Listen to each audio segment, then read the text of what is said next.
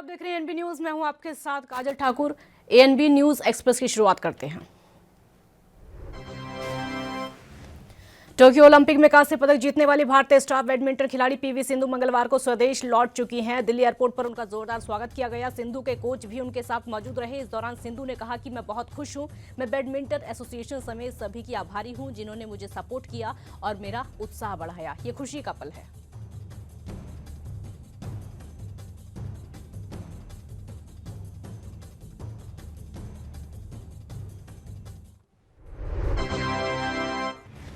Olympic खेलों में भारत का मान बढ़ाने के लिए दिल्ली एयरपोर्ट पर उनका ढोल नगाड़ों के साथ जोरदार स्वागत आज किया गया। आपको बता दें कि दिल्ली एयरपोर्ट पर काफी लोग मौजूद रहे। पीवी सिंधु ने चीनी खिलाड़ी बिंग जियांग को सीधे सेटों में 21-13, 21-15 से हराकर टोक्यो ओलंपिक में कांस्य पदक अपने नाम किया। इसी के साथ वो 2 ओलंपिक मेडल जीतने वाली पहली भारतीय महिला और दूसरी खिलाड़ी बनी।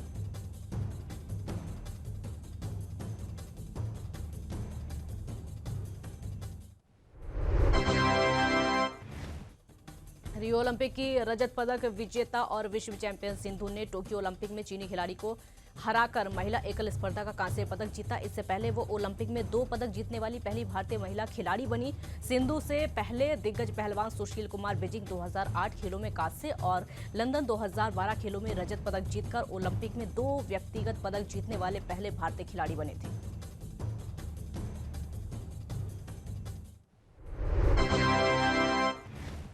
कांग्रेस के पूर्व अध्यक्ष राहुल गांधी और कई अन्य विपक्षी नेताओं ने पेगासस जासूसी मामले को और महंगाई किसानों के मुद्दे पर बैठक की। बैठक में इस बात पर जोर दिया गया कि इन मुद्दों को लेकर सरकार को घेरने और दबाव बनाने के लिए वो एकजुट होकर साझा रणनीति पर काम करेंगे। राहुल गांधी के न्योते पर कई प्रमुख विपक्षी दल आज इकट्ठे हुए। यहां पर कॉन्स्टिट्यूशनल क्लब में नाश्ते पर मिले।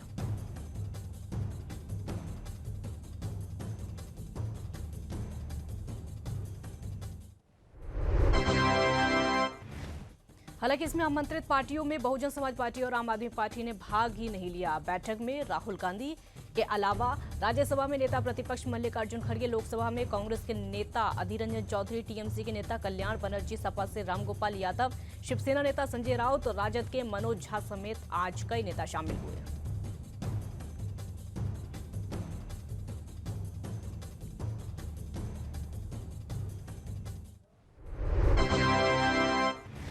बैठक में राहुल गांधी ने कहा कि आप लोगों को आमंत्रित करने का एक मकसद था, आप लोगों को एकजुट करना। जितना हो सके एकजुट होकर आवाज उठाइए और उतना ही नहीं, शक्तिशाली होगी आपकी आवाज। भाजपा और आरएसएस के लिए इसे दबाना उतना ही मुश्किल होगा। उन्होंने इस बात पर भी जोर दिया कि हमें एकजुटता की बुनियाद को याद रखना होगा।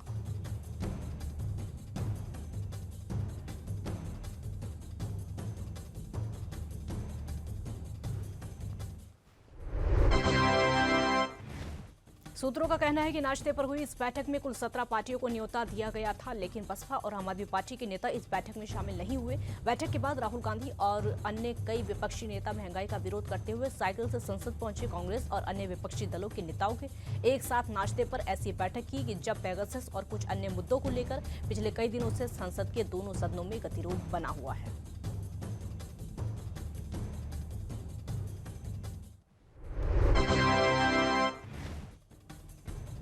19 जुलाई से मानसून सत्र शुरू हुआ, लेकिन अब तक दोनों सदनों की कार्यवाही बाधित रही। विपक्षी दलों का कहना है कि पेगासस मामले को लेकर लगातार हंगामा हो रहा है क्योंकि सरकार चर्चा करने को तैयार नहीं हो रही है, इसीलिए गतिरोध है। संसदीय कार्य मंत्री प्रहलाद जोशी ने विपक्ष की मांग को खारिज करते हुए शुक्रवार को लोकसभा में कहा था कि ये कोई मुद्दा ही नहीं है।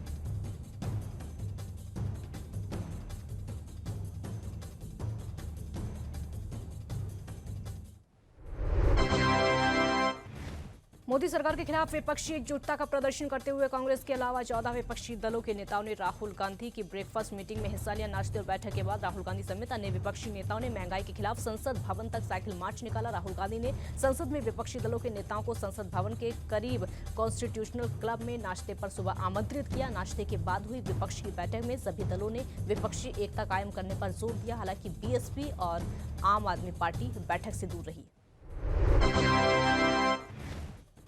पेट्रोल, डीजल और रसोई गैस के दामों के खिलाफ साइकिल चलाकर संसद पहुंचे राहुल गांधी ने प्रदर्शन के दौरान तो कई बयान दिए, लेकिन आपको बता दें कि महंगाई को लेकर मोदी सरकार के अच्छे दिनों के नारे पर निशाना साधा। उन्होंने ट्वीट करके कहा कि ना हमारे चेहरे जरूरी हैं, ना हमारे नाम, बस ये जरूरी है कि हम जनप्रतिनिधि हैं। हर एक चेहरे में देश की जनता के करोड़ों चेहरे हैं जो महंगाई से परेशान है। यही है अच्छे दिन।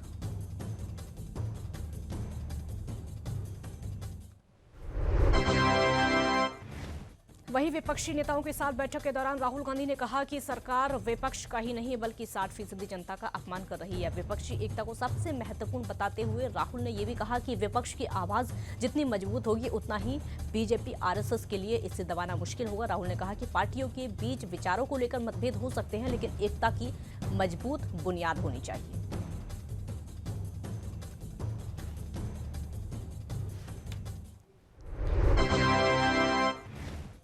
राहुल गांधी के इस नाचते चर्चा को लेकर कांग्रेस पार्टी ने 2024 की तस्वीर को भी बताया है। कांग्रेस नेता अभिषेक मनु सिंघवी ने कहा कि सभी दलों ने माना है कि देश पार्टियों से बड़ा है। यह ऐतिहासिक दिवस है। पेगासस जासूसी मामले पर विपक्ष की सादा प्रेस कॉन्फ्रेंस की अगुवाई करने वाले राहुल गांधी ने विपक्षी सांसदों के साथ साइकिल मार्च करके महंगाई के मुद्दे पर भी विपक्ष की एकजुटता को देने का संदेश किया। लेकिन विपक्ष की इस एकजुटता का चेहरा क्या राहुल गांधी बनेंगे?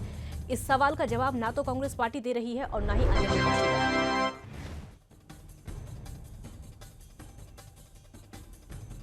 पेगासस 3 कृषि कानून और महंगाई के मुद्दे पर संसद में सरकार और विपक्ष के बीच टकराव लगातार जारी है। आज भी लोकसभा और राज्यसभा की कार्यवाही बाधित रही। हालांकि हंगामे के बीच में दोनों ही सदनों में एक विधायक को मंजूरी मिली। विपक्ष ने अपने तेवर और कड़े करने का फैसला किया।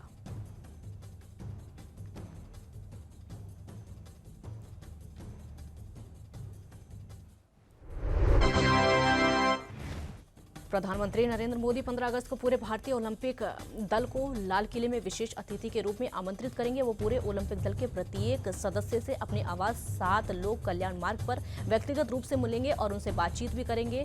पहली बार देश के इतिहास में ऐसा हो रहा है जब ओलंपिक खिलाड़ियों को लाल किले पर आमंत्रित किया जा रहा है।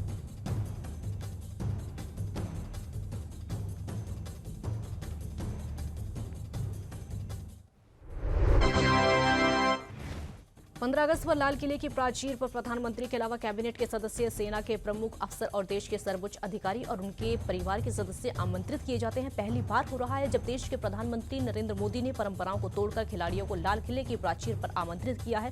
प्रधानमंत्री मोदी ने ओलंपिक में हिस्सा लेने वाले खिलाड़ियों की लाल किले की प्राचीर पर आमंत्रित ही नहीं किया बल्कि उनको अपने आवास पर भी बुलाया है।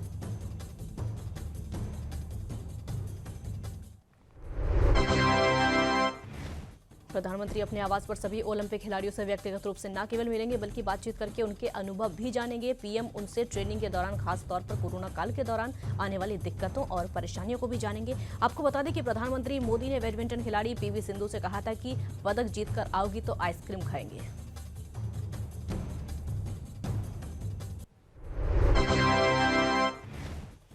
इसके बाद जब पीवी सिंधु ने कांस्य पदक जीता तो उनके पिता पीवी रमन्ना ने कहा था कि अब हम पीएम मोदी के साथ आइसक्रीम खाने जाएंगे। माना जा रहा है कि प्रधानमंत्री नरेंद्र मोदी 15 अगस्त के दिन ओलंपिक खिलाड़ियों को लाल किले की प्राचीर पर आमंत्रित करके न केवल खिलाड़ियों का सम्मान करना चाहते हैं बल्कि खेलों के प्रति लोगों में जागरूकता भी लाना चाहते हैं।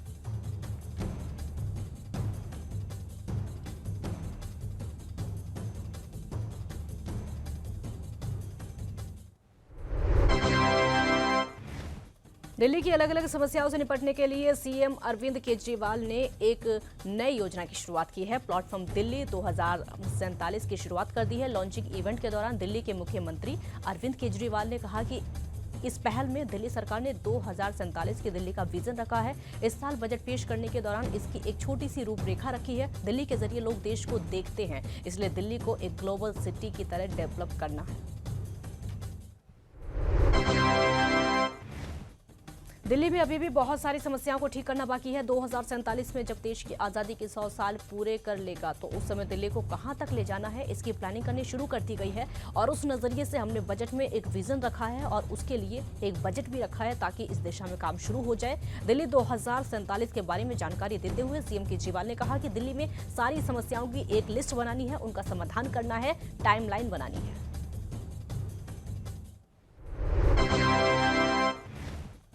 सीएम केजरीवाल ने कहा कि कुछ समस्याएं साल या फिर 2 साल या फिर 2047 तक ठीक होंगी। हम 2048 के ओलंपिक में बीट करेंगे, लेकिन लॉन्ग टर्म प्लानिंग है। लेकिन दिल्ली में 24 घंटे पानी अगले चुनाव से पहले तो मिलना ही शुरू हो जाएगा। दिल्ली की सड़कों को यूरोपीय स्टाइल में बनाना चाहते हैं। शुरुआत में 500 किलोमीटर सड़कों का प्रोजेक्ट है, उसके बाद धीरे धीरे करके हम सारी सड़कों को चाहते हैं कि यूरोपियन स्टैंडर्ड से बने। दिल्ली के ट्रांसपोर्ट को बेहतर बनाने के लिए इलेक्ट्रिक वाहनों पर जोर दिया जा रहा है। इलेक्ट्रिक वाहनों पर जोर दिया जा रहा है। दिल्ली में तालाब और झील को नया रूप दिया जा रहा है। पार्क और गार्डन को भी विकसित किया जा रहा है। स्पोर्ट्स यूनिवर्सिटी बनाई जा रही है, जिसका मकसद ऐसे खिलाड़ी तैयार करना है जो कि ओलंपिक खेलों से मेडल ला सके।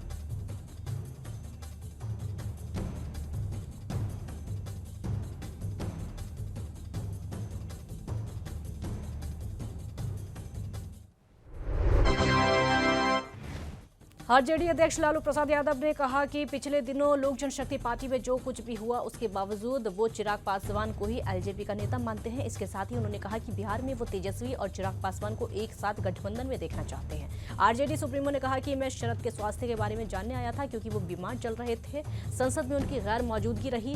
हम तीनों में शरद भाई और मुलायम सिंह कई मुद्दों को लेकर लड़ाइयां लड़ी।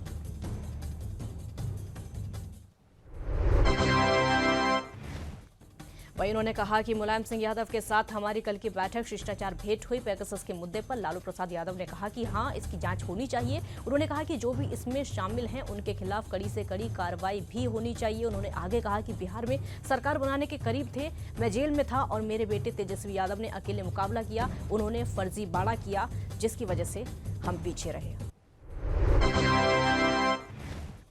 इससे पहले आरजेडी प्रमुख लालू प्रसाद यादव ने दिल्ली में समाजवादी पार्टी के सांसद मुलायम सिंह यादव से उनके आवास पर जाकर मुलाकात की। इस दौरान अखिलेश यादव भी मौजूद रहे। इस मुलाकात को लेकर उत्तर प्रदेश बीजेपी के नेताओं ने निशाना साधा है और वहीं योगी सरकार के मंत्री कह रहे हैं कि ये परिवार की पार्टी है और परिवार को कैसे बचाया जाए, पैसों को कैसे बचाया जाए, इसको लेकर मुलाकात हुई। एक ब्रेक के लिए यहाँ पर रुकते हैं, जल्द हाजिर होंगे।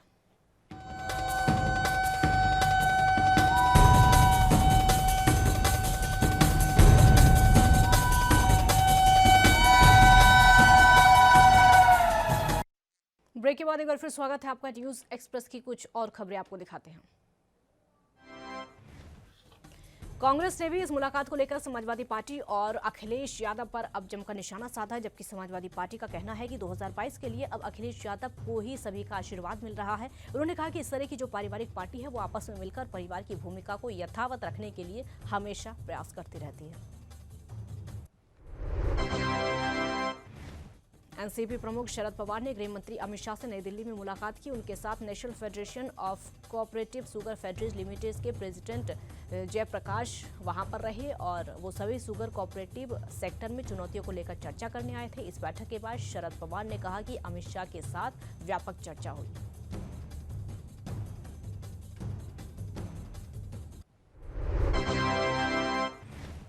एनसीपी सुप्रीमो ने ट्वीट करते हुए कहा कि सबसे पहले मैंने अमित शाह को देश के पहले सहकारी मंत्री चुने जाने की बधाई दी। उन्होंने कहा कि बैठक के दौरान हमने देश के वर्तमान चीनी परिदृश्य और अत्यधिक चीनी उत्पादन के कारण होने वाली समस्याओं पर चर्चा की। बैठक के दौरान हमने उनके ध्यान में एमएसपी और चीनी मिलों के परिसर के भीतर इथेनॉल निर्माण इकाइयों की स्थापना के लिए भी अनुमति जैसे दो सबसे आकस्मिक और गंभीर मुद्दों को रखा। सीबीएसई 10वीं कक्षा के छात्रों के नतीजों को लेकर इंतजार खत्म हो चुका है। कोरोना की दूसरी लहर के कारण बोर्ड द्वारा 10वीं और 12वीं की परीक्षाओं को रद्द कर दिया गया था। हाल ही में बोर्ड ने 12वीं के नतीजों को घोषित किया था। आपको बता दें कि ज्यादातर पहले स्टूडेंट का जो रिजल्ट काफी अच्छा रहा। वहीं सीबीएसई 10वीं के नतीजों की भी जो उम्मीद है वो एकदम सही आई है। इस साल 10वीं के करीब 21 लाख छात्रों ने परीक्षा दी। नतीजों का बेसब्री से इंतजार कर रहे हैं। वहीं लड़कियों का प्रदर्शन 12वीं कक्षा के नतीजों की तरह पिछले साल के नतीजों की तरह अच्छा रहा, लड़कों से बेहतर रहा। इस साल लड़कियों की परसेंटेज 99.24 रही, वहीं लड़कों की परसेंटेज 98.8% रही, जिसको चलते अब खुशी की लहर देखने को मिल रही है।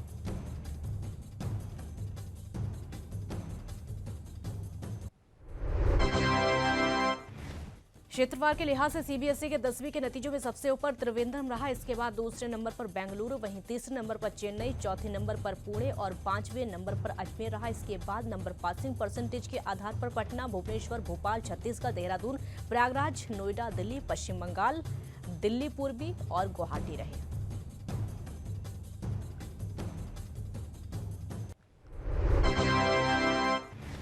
10वीं भी दिल्ली क्षेत्र के 98.19 बच्चे पास हुए। विदेशी छात्रों में 99.92 रिजल्ट रहा। खास बात यह रही कि 12वीं की तरह ही केंद्रीय विद्यालय का 10वीं का रिजल्ट 100% रहा। आपको बता दें कि सिक्योरिटी के लिहाज से इस बार सीबीएसई रजिस्ट्रेशन में मोबाइल नंबर और ओटीपी रखा गया। डिजिटल लॉकर में मार्कशीट को सेव किया जा सकता है।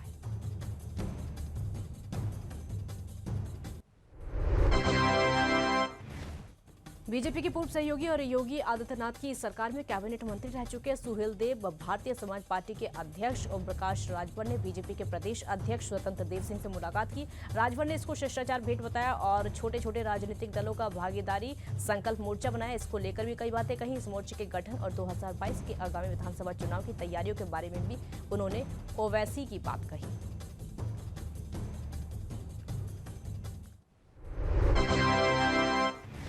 मुलाकात के बाद राजभर ने पत्रकारों से कहा कि स्वतंत्र देव सिंह पिछड़े समाज के नेता और उत्तर प्रदेश बीजेपी के अध्यक्ष हैं। हमारी उनसे शिष्टाचार मुलाकात हुई, उसके साथ ही व्यक्तिगत संबंध है। कुछ काम था, उस संबंध में मिलने गए थे और इसका राजनीतिक मतलब कोई नहीं है। लोग इसका अर्थ या अनर्थ लगा रहे हैं। उन्होंने बीजेपी के साथ गठबंधन की संभावनाओं को सिरे से खारिज कर दिया और कहा कि मैं गारंटी के साथ कहता हूं कि हमारा समझौता बीजेपी के साथ नहीं होगा।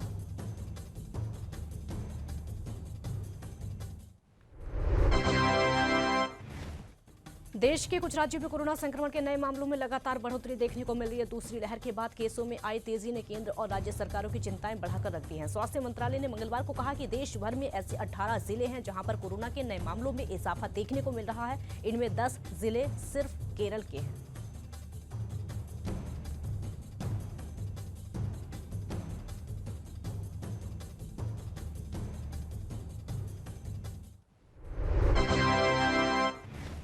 स्वास्थ्य मंत्रालय में संयुक्त सचिव लव अग्रवाल ने प्रेस ब्रीफिंग के दौरान कहा कि 18 जिलों में कुल केस में 47.05% मामले यहां पर सामने आए हैं। उन्होंने कहा कि ऐसे 44 जिले हैं जहां पर पॉजिटिविटी दर 10% से ऊपर है और ये जिले जो हैं केरल, मणिपुर, मिजोरम और नागालैंड। हालांकि राहत की बात यह है कि देश में 222 जिलों में कोरोना केसों में कमी देखने को मिली। लव कुमार का कहना है कि कोरोना संक्रमण के मामले दुनिया भर में बढ़ने लगे हैं और ये महामारी खत्म होने का नाम नहीं ले रही है। उन्होंने कहा कि जब तक भारत की बात है तो दूसरी लहर अभी खत्म नहीं हुई है। स्वास्थ्य मंत्रालय ने कहा कि देश में अब तक 47.85 करोड़ वैक्सीन की डोज दी जा चुकी। वैसे मई में जितने लोगों को वैक्सीन की खुराक दी गई उसके मुकाबले में जुलाई में ये संख्या दोगुनी हो गई। स्वास्थ्य मंत्रालय ने बताया कि ऐसे कुछ ही राज्य हैं जिन्हें 3 करोड़ से ज्यादा वैक्सीन की डोज की आपूर्ति की गई। उत्तर प्रदेश में 4.88 करोड़ डोज, महाराष्ट्र को 4.5 करोड़ डोज दी गई।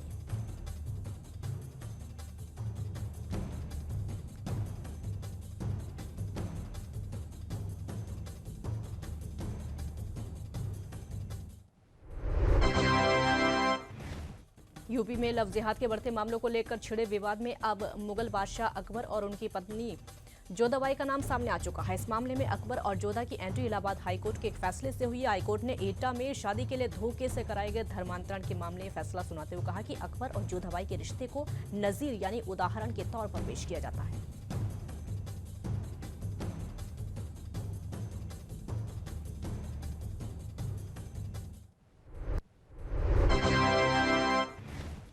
कोर्ट ने तल्ख टिप्पणी करते हुए कहा कि महज शादी के लिए डर, धोखे, लालच और दबाव में किया गया धर्मांतरण पूरी तरीके से गलत होता है। ऐसे धर्मांतरण में पूजा पद्धति तो बदल जाती है लेकिन धर्म विशेष के प्रति आस्था नहीं होती है। इस तरह के धर्मांतरण में संबंधित व्यक्तियों के साथ ही देश और समाज की भी लगातार नीयत समझ जाती है।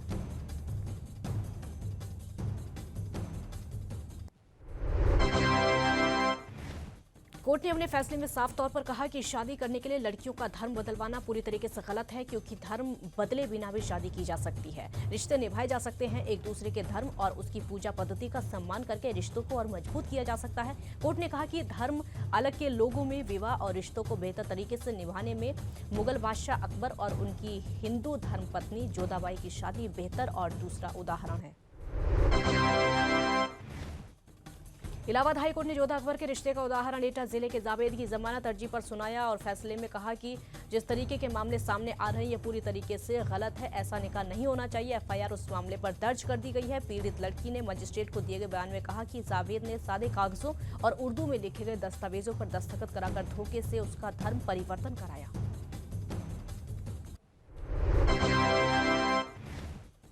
उत्तर प्रदेश सरकार ने झांसी रेलवे स्टेशन का नाम बदलकर वीरांगना लक्ष्मीबाई रेलवे स्टेशन करने का केंद्र को प्रस्ताव भेज दिया है। केंद्रीय गृह मंत्री जिस तरीके की पहले बातें करते थे, लेकिन अब जो बातें सामने आ रही है, उत्तर प्रदेश के मुख्यमंत्री भी यही बातें करते हैं।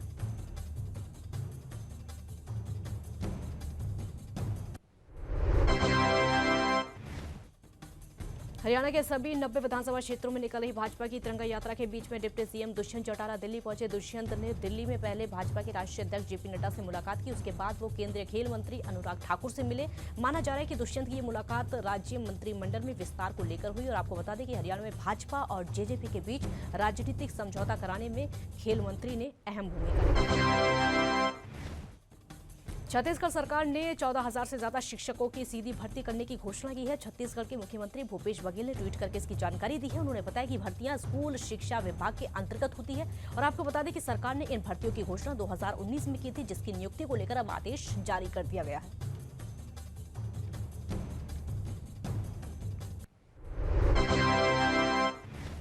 बॉलीवुड एक्टर आमिर खान की बेटी ईरा खान ने हाल ही में सोशल मीडिया पर अपने पिता की वर्कआउट फोटो शेयर की है और वीडियो भी शेयर किया है, जिसमें वो आमिर खान को वर्कआउट करते हुए देखकर हैरान है। जिसमें वो अपने ट्रेनर के साथ जिम में पसीना बहाते हुए अपने पिता के पुराने वीडियो को देखकर ईरा ने ये जानने के लिए उत्सुकता के साथ कोशिश की कि आखिरकार ये कैसे होता है।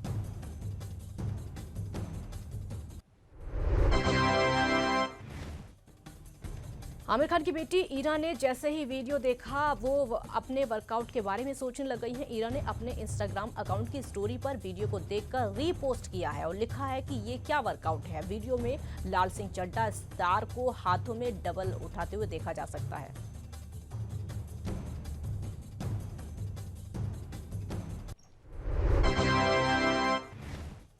बॉलीवुड अभिनेत्री सारा अली खान ने सोशल मीडिया पर एक वीडियो शेयर की है, जिसके साथ उन्होंने कैप्शन भी लिखा है और अपने माता पिता से माफी मांगी है। सारा ने लिखा है कि अम्मी अब्बू नाक काट दी मैंने। वैसे आपको बता दें कि सारा ने इस कैप्शन को सीरियस नहीं बल्कि फन के लिए लिखा है, क्योंकि उनकी नाक पर चोट लग गई है। सारा ने वीडियो में अपनी नाक पर लगे घाव को दिखाया।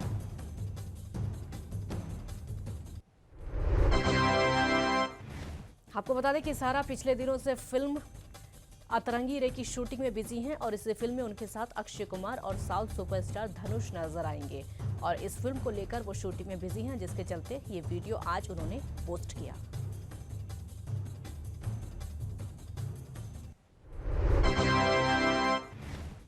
बिग बॉस 13 में अपनी क्यूट अदाओं से शहनाज गिल ने फैंस का दिल जीत लिया और उन्होंने अपने मासूम चेहरे से न सिर्फ घर के अंदर लोगों का दिल जीता, बल्कि घर के बाहर भी उन्होंने अपने लाखों दीवाने बना लिए हैं। बिग बॉस 13 के बाद शहनाज गिल कई म्यूजिक वीडियोस में नजर आ चुकी हैं।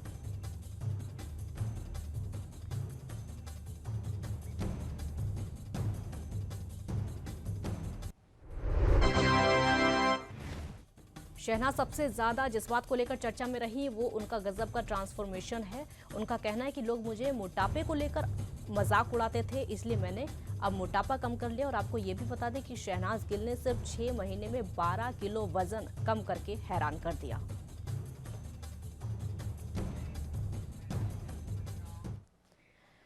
न्यूज एक्सप्रेस में फिलहाल इतना ही। देश और दुनिया की बाकी खबरों के लिए आप देखते रहिए ANB न्यूज। नमस्कार।